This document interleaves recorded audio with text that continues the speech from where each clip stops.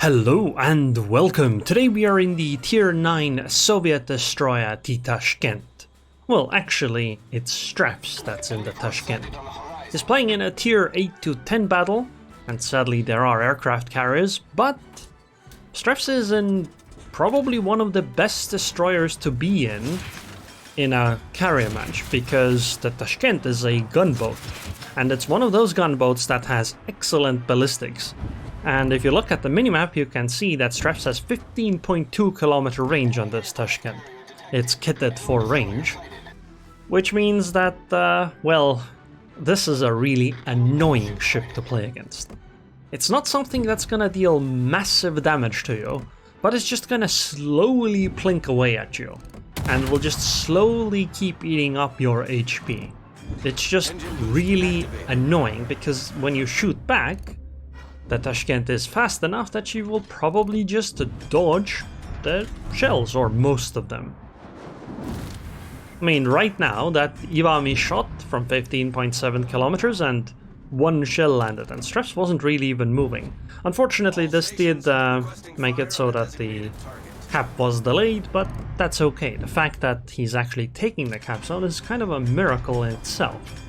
It really shouldn't be happening, because, well, there's a Seattle here for the enemy team, which is a radar cruiser, a light radar cruiser, a cruiser that's supposed to be good against destroyers, and, well, they should have a destroyer here as well. So I'm not really sure what's going on here. The friendly team, Stref's team, really shouldn't have this cap zone, but somehow, or for some reason, the enemy team just decided to give up.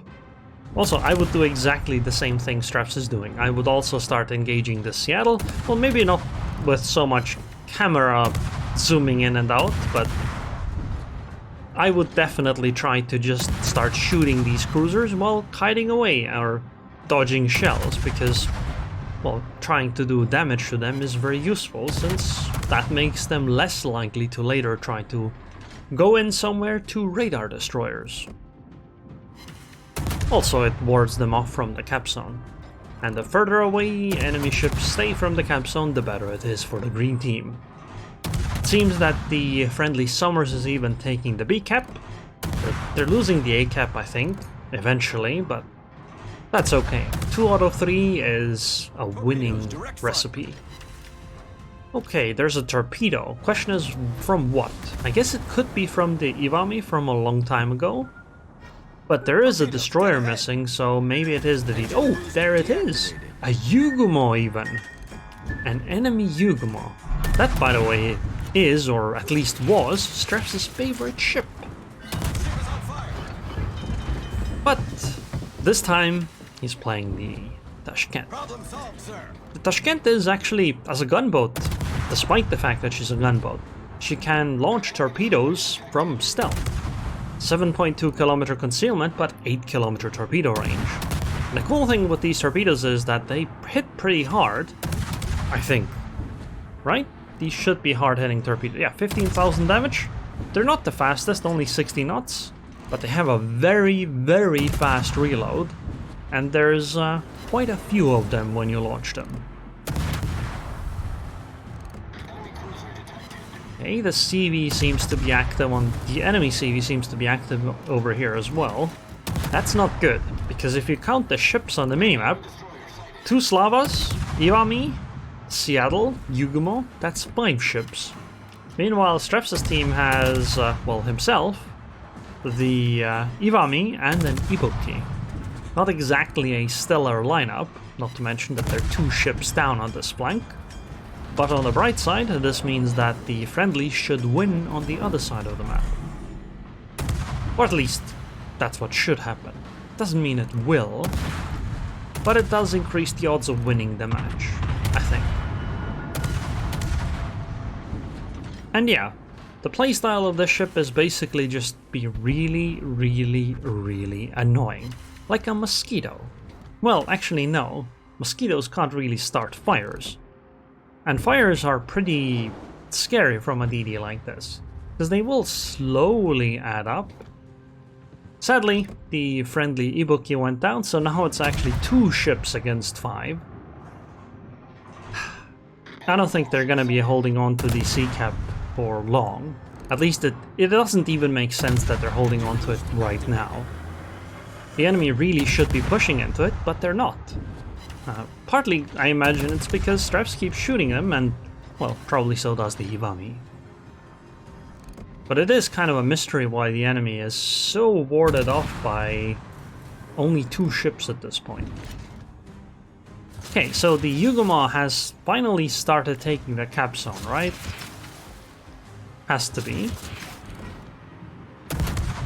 Oh! Yugama's right there! Well, that's a bit of a tricky position, because that means Strefs can't fall into concealment if he wants to. On the other hand, though, this is a lot of free damage on the Yugama. It's not probably going to be enough to sink her, though. But definitely enough to do significant damage, so that the Yugama might think twice about trying to take this cap zone. Okay. Are those torpedoes gonna hit the Slava? Nah, they can't, right? They should run out. Actually, no. They might be even aimed at the island. So yeah, that's not gonna happen. Yugama did remain in the cap zone. A bit unfortunate. Because I was hoping the Yugama would sail away. And then Strefs would be able to just hold on to the cap zone for longer, but... it is what it is. I mean, decapping is... not as good, but almost as good. Okay, those torpedoes are launched at the Slava. If the Slava turns in, then the torpedoes can reach. If the Slava just keeps sailing broadside like as she is, the torpedoes cannot hit. I'm pretty sure they were launched out of range. But the Slava is turning in. Oh, those torpedoes are actually looking pretty good then. Whoops. Let's follow the torpedoes. Let's see. Oh, Slava is turning. I mean, these are looking actually pretty... Nah, Slava has to turn a little bit more, otherwise they won't be hitting. But maybe the edge one will. Come on. Oh, looking good. 1, 2. Oh, so unfortunate. It was almost 3. Almost. That could have been very, very helpful. Like, seriously. The 3rd torpedo hit could have been really helpful, because the torps do a lot of damage, and that Slava seems to be taking quite a pounding. In fact, if that 3rd torpedo had hit, the Slava might actually already be dead. Aww, the CV attacks with torpedo bombers, and Strefs unfortunately is unable to avoid them. Ship was a little too fat. Should have jumped over the torpedoes. Don't you have a spacebar, Strefs? I mean, all the cool games have a spacebar, so surely your ship does as well, right? Oh, is the enemy Slava actually gonna survive with 6k HP? Well, that's not good. Yeah, it would have been very nice if that 3rd torpedo had hit then. Because Slava might be able to heal up. And that's just wasted resources, or... I mean, it's gonna take more shots to eventually sink her, right? Imagine you're playing something like a Seattle. A cruiser that's supposed to be really good against destroyers. Meanwhile, the destroyer sits so far away that your shells just don't have great enough arcs to really challenge the DD. And it completely invalidates your radar because, well, that ship is so far away. Just think of the disrespect of being the anti-destroyer ship and the destroyer being like, you know what, guys? I'm gonna fight ya.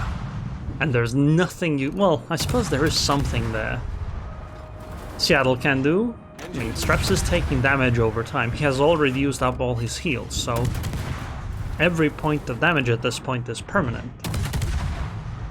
But I mean, the Seattle is taking a lot of damage too. I'm quite surprised she's actually shooting Strefs instead of the Ivami that's literally in front of her. Because I mean, it would just give so much more damage at this point, right? And goodbye, Seattle. Wow. Died to torpedoes from a battleship. That Slava is still alive and still hasn't Never mind. You know what? That whole talk about the third torpedo wasn't even a problem apparently. Because the Seattle wasn't able to, the Slava wasn't able to heal up. And that just means that it was completely irrelevant. Oh, a fire. Very nice. The Slava did damage control party it, but that's okay. That means that the next fire on the ship will be permanent. Hopefully. Unfortunately, the HP of the friendly Iwami has run out, so now it's just Strefs defending this side completely on his own against 2 battleships and potentially a destroyer. We don't really know where the Yuguma is anymore. Haven't seen her for a long time, so... Oh, never mind, I think it's that smokescreen. But it's just a guess. Technically, the... Oh no, it's not that. Yuguma is still sitting in a cap. What? Why? That makes no sense. Oh, that was a nice salvo from one of the battleships. Honestly, Strefs should probably get a little further away. He's so low HP and, well, he's fighting 2 battleships on his own. Yeah, I don't think those torpedoes... Actually, one of the torps might hit if it has enough range. Like, one of these, if the enemy Slava goes a little bit further ahead. Oh no. I guess she's behind the island, yeah. Even if she had started going forward, there wouldn't have been enough time anymore. Come on, Strefs, you have like 15-kilometer range. Use it. Oh, never mind. I didn't realize that Strefs got hit again. At 400 HP, yeah, I guess you do become a torpedo boat. There really isn't much else you can do, because if you start shooting, they're just gonna sink you immediately. So all he can really do at this point is just pray that the enemy CV doesn't come to spot her, or him, and just try to get close enough to torpedo the enemy battleships. If it wasn't for the Yuguma, I would think that what Strefs could do is sail, like try to get behind the enemies. So once they leave the sea cap, the Slava and the Iwami, he could try to sneak back in. But considering there's a Yuguma around, I don't think that would work, because Yuguma would just turn around and come back. And while Yuguma might not be a gunboat, 4,600 HP on a DD beats 400 HP. Doesn't really even matter what destroyer you're dealing with. Oh, those torpedoes are actually looking pretty good. If they have the range. It's gonna be on the edge. But they might. Come on. They're looking very good though. Oh, yes. Triple hit even. That's very nice. Very, very nice. Now that Slava is very, very low. And there's a possibility that Iwami eats some of these torpedoes too. Unfortunately, nobody actually dealt with the Slava. Well, the salvo that came in wasn't able to sink her. So Strefs will have to land another torpedo, I guess? Well, maybe not. Maybe just shooting from surprise might be good enough. It's mostly about what the Iwami does in return.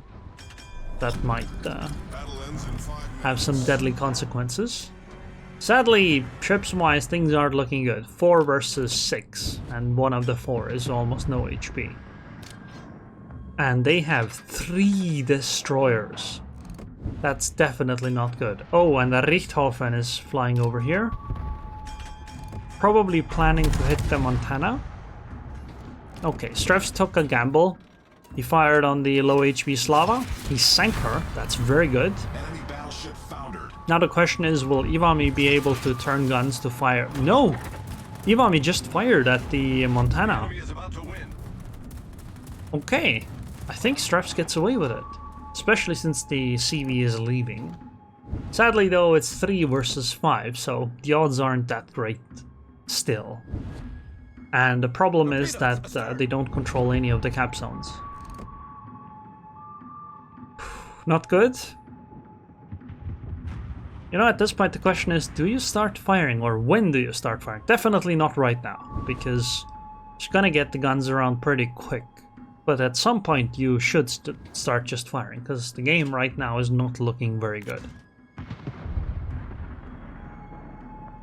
The Essex has to pull a miracle out of the hat, like just fly over and sink Shimakusa and then fly over and sink some and then fly over and sink Yugumo or something.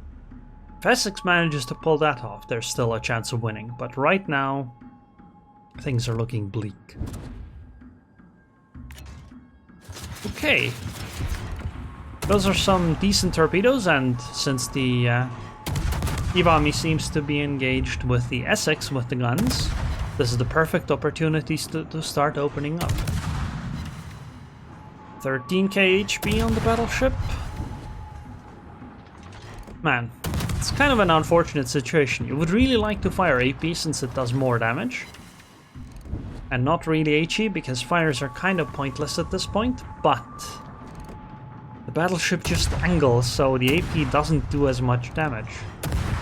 And I think because of the angling, the torpedoes will be out of range too. Oh, a fire, but instantly damage control partied.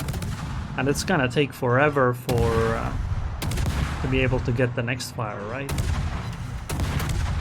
5k HP, come on. Please don't die, Essex. Oh, Iwami actually fired in return. Cool. 3.6k? 3.3k? Surely it's gonna happen, right? At least before the game ends. Come on, fire, please. Please. Just a single fire. 2.4k? Oh no, I think Iwami got away. And Essex seems to be very, very dead. Not to mention there's a CV coming in. Who missed? But unfortunately the enemy Iwami survived at 1.5k HP. And it was a loss. Unfortunate, but very well played by Strefs. 157k damage. Got a dreadnought in a destroyer where he kept the base. Torpedo chips, defended bases. I mean, that's pretty impressive. 1437 base XP on the loss. If his team had won, would be almost, actually I think still a little bit behind the sum. But definitely ahead of everyone else though. Very well played. But look at this, 1.7 million potential damage. In a destroyer. This is nuts. Like, this is the kind of tanking a lot of battleships do. And he did it in a DD. Yeah, this is what I meant by this ship is really annoying. Like, the damage just, look, 44k, 23k. Sure, 34k fire and flooding damage is pretty good, and 56k with torpedoes is really good. But the main guns, like, they don't hit for that much. It's just that they hit enough that you want to shoot the destroyer, and then you do, and you miss. So it's a pretty fun playstyle. The French destroyers are also pretty good for this. So anyways, I hope you guys enjoyed this video. I would like to thank the patrons on Patreon. Thank you very much for your continued support, and I hope I'll see you guys next time.